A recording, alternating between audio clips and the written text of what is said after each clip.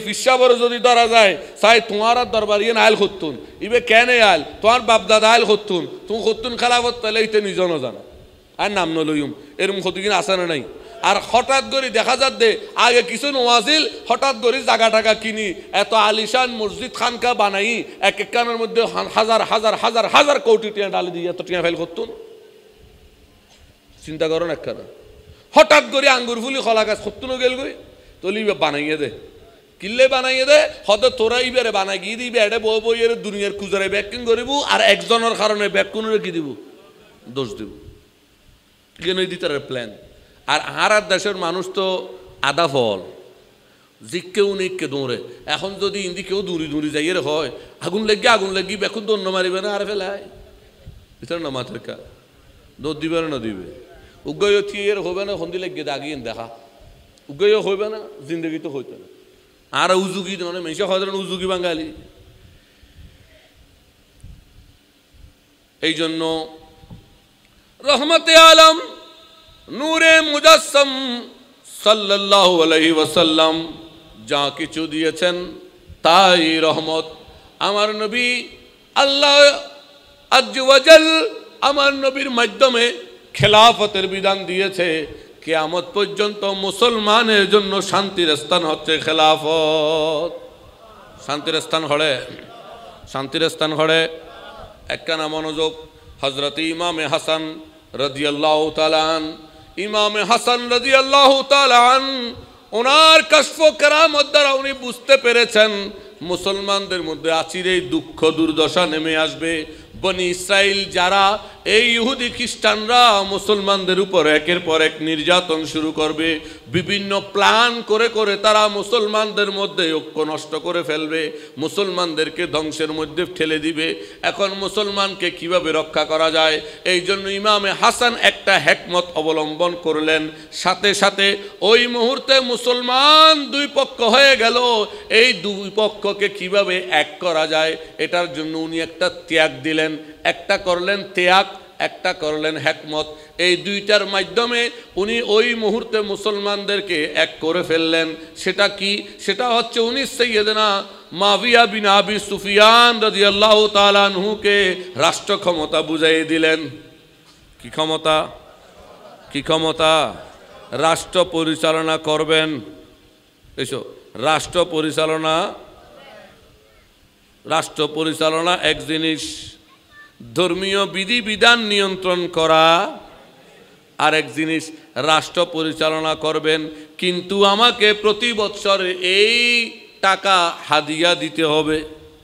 তার অর্থ আমি আপনাকে রাষ্ট্র পরিচালনার দায়িত্ব দিয়ে দিলাম কিন্তু মূল ক্ষমতা আমার হাতে রেখে দিলাম। হিকমত কি? এর মাধ্যমে মুসলমানদের মধ্যে উনি একটা ঐক্য সৃষ্টি করলেন। আর কিয়ামত পর্যন্ত মুসলমানের খেলাফত বিধানকে উনি রক্ষা করলেন। কিভাবে? খানকার পদ্ধতিতে। ইমাম হাসানের খিলাফত হুসাইন, হুসাইনের খিলাফত হাসানুল বসরি, এই মওলা আলী হাসানুল বসরি, এইভাবে একজন থেকে আস্তে আস্তে আস্তে আস্তে হুজুর গৌসে পাক, হুজুর গরিব নওয়াজ সহ সমস্ত আউলিয়া ইকরাম থেকে আস্তে আস্তে একেবারে আউলিয়া ইকরাম বর্তমান সময়ের মাশায়েখ ইকরাম পর্যন্ত এটা আসছে খিলাফতের মাধ্যমে। কিয়ের মাধ্যমে? ধারণা মাতার কা? কিয়ের মাধ্যমে? কিয়ের মাধ্যমে? খেলাফত বুঝছো না? কি দল? প্রতিনিধি। ওয়াইবে আর প্রতিনিধি এটা হতুন খেলাফতের মাধ্যমে। আর জিবেদি ইবে হতুন দরবেশ মাওলা খিলাফতের মাধ্যমে। উনি কোত্থেকে? পিতা আমিনুর রহমান খিলাফতের মাধ্যমে। উনি কোত্থেকে? পীর আব্দুর রহমান খিলাফতের মাধ্যমে। উনি কোত্থেকে? বা পীর শাহ শরফতুল্লাহ খিলাফতের মাধ্যমে। উনি কোত্থেকে? পীর শাহ আলী রজা খিলাফতের মাধ্যমে। এইভাবে প্রত্যেক দরবারে আছে কিনা? নতালিব বন্ড দরবার।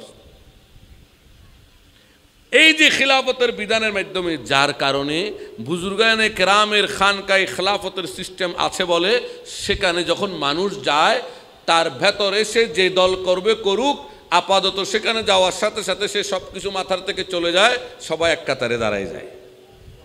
এটা কিসের শক্তি? ওই খেলাফতের মধ্যে যে রহমত আছে সেই রহমতের শক্তি। এই জন্য দেশেও যদি শান্তি আনতে হয় খেলাফত ছাড়া আর কোনো কি নেই। হ্যাঁ এখানে হলে বোধ কেউ হবো দিবে আবার নো আইটেম করতো নাই হ্যাঁ বোধ পুরান আইটেম নো তো বাবাজান দরবেশ মৌলা জীবন বোট ন দে তাহলে বোট কেন ধর তুই আরো হয়ে দিবি হতফুত আয় যদি বোট দিই কিয়ামতের দিন যদি আর নবী আরে হয় অনুরু আয় দিলাম দে খেলাফত তুই গণতন্ত্র খন্ডিলে যাই ভোট দিলে কি জবাব দিও মান নবীরে এন্ডেলে উগা আশেকে রসুলের গরত আল্লাহ আর ফাড়াইয়ে দে শুক্রিয়ার বিষয় ন এছাড়া না মাত্র শুক্রিয়ার বিষয় কিনা এন্ডেলে উগা আশেকে রসুল অনরা সৈদাবাজের বিভিন্ন ভাই হলে আর সৈদাবাজের বিভিন্ন মুরব্বী হলে ফোয়াশা হলে দেখিয়ে দে সালাম দিয়ে দে ভাগ্যবান ন ভাগ্যবান কিনা আল্লাহ আর এন্ডেল এক নিয়ামত দিয়ে দে আর কি বান ভাগ্যবান হ্যাঁ বুঝাইতে জিনি আয় আয়াতর মিকে ফুজি এবার আয়াতর যাও আল্লাহ তো ওয়াম্মা বিনিয়ামাতি রব্বে নিয়ামত দি বেশি বেশি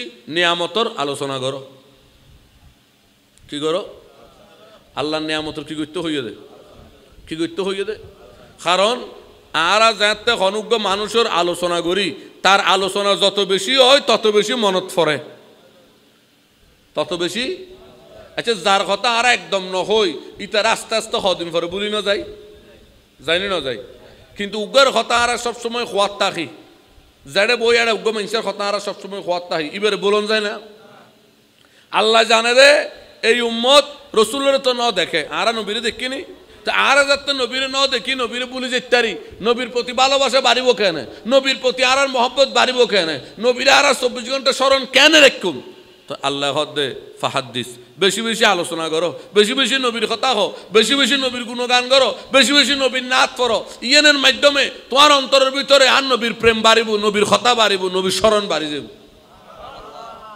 এই কারণে তো আর ফির মুর্শিদের শেয়ার করি ফির মুর্শিদের কি করি ফিরের নামে নামে কি করি বোধ কেউ হবো দুজুর ফিরের নামে গান গনিবে হরে আছে মহাপলাতুল কামলা বলো ফিরের নামে আর শেয়ার করি না করি অলি আল্লাহর জীবনের কথা করি না হয় বোধ করতে মাথা ব্যথা হয়তো ফির বুজুর্গর কথা হন না নি তার আলোচনা করেন না হরে আছে আচ্ছা বাজি ছোট দুজন কথা হই মনত রাইবেল হই দিম মনত রাইবে ছোট ছোট কথাই পুরা কোরআন শরীফত আদম আল ইসলামের আলোচনা আছে না নূহ আল ইসলাম শীষ আল ইসলাম মুসা আল ইসলাম ঈসা আল ইসলাম বিভিন্ন ইতারা নবী না অন্য কিছু আচ্ছা এখন আইয়ো কোরআনত খিজির ইসলামের কথা আছে না আসহাবে কাহাফের কথা আসহাবুল ইয়ামিনের কথা জুলকারনাইনের কথা আসিফ বিন বরখিয়ার কথা ইতারা নবী না আচ্ছা ইতারা নবী না তো ইতারা নবী নইলে ইতারা কি অলি তাহলে বুঝা যাচ্ছে কোরআনের মধ্যে নবীওয়ালার ঘটনা জানা আল্লাহ আলোচনা করছি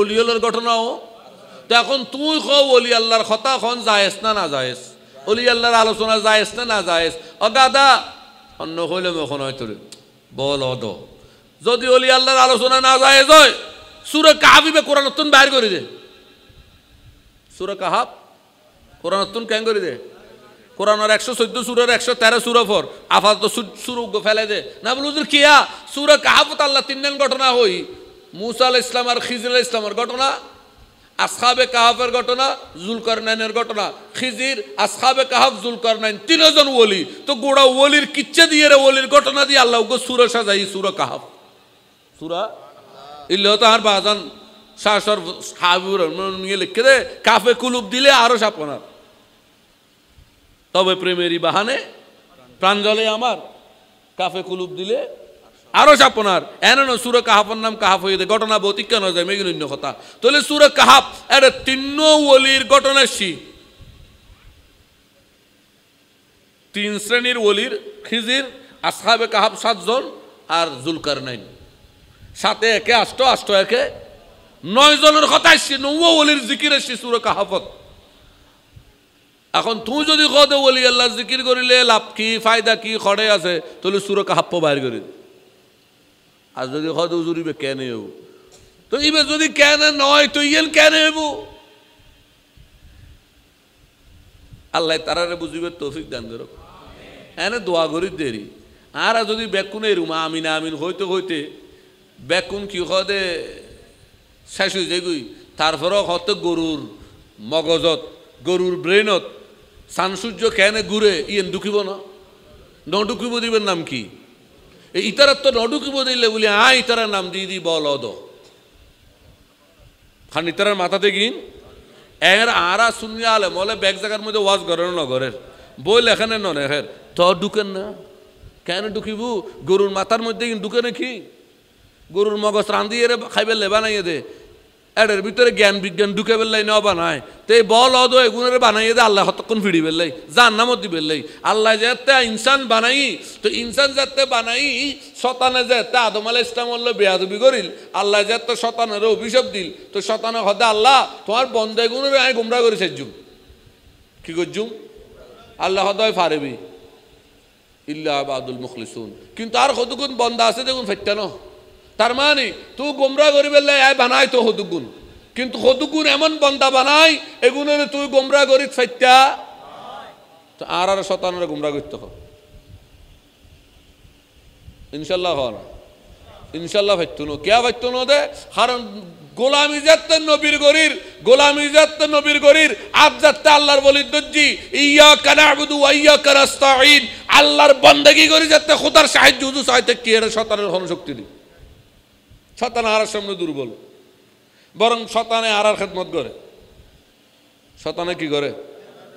শয়তানে কি করে না বলু জুরিবে কেন এটা বহুত ফুয়াশা আসো ফজরের নামাজ শরীত ন পারে আছে না নাই আজ একে হতা হইম রাতি ঘুম যাবে সময় উজু করিবে কি করিবে অজু করিয়ে শুবের সময় নিয়ত করিবে দে আজি যদি ফজরের আগে উড়িত না পারি তাহলে ফজরের নামাজ 3 দিন একসাথে হইজুম 3 দিনের এসো আজিয়া যদি ফজরের নামাজের লাই উড়িত না পারি তাহলে যতক্ষণে উঠতুম খজা গরিবের সময় সদিনের খজা করজুম তার মানে ওয়াক্ত খজই তো হবো এক ফজর খজা গরিবে নিয়ত গরিবে তো হবো 3 শতানে লয় তোমার গুমুত্তুন জাগাই দেব কেয়া শতানে হবো তো বাজি ইটা যদি জাগাই দি তাহলে উড়িয়ে ভরিব দে ফজরের নামাজ সরহাত আর যদি জাগাই নদী ইটা যতক্ষণ উড়িব সরহাত ওই 4 রাকাত কম পড়াই বেলাই হইলে ওই তো তোমার হ্যান্ডে টাইম বরাবর জাগাই দিব এন করে বুদ্ধি করে 77 খেদমত ফেলে দি আরা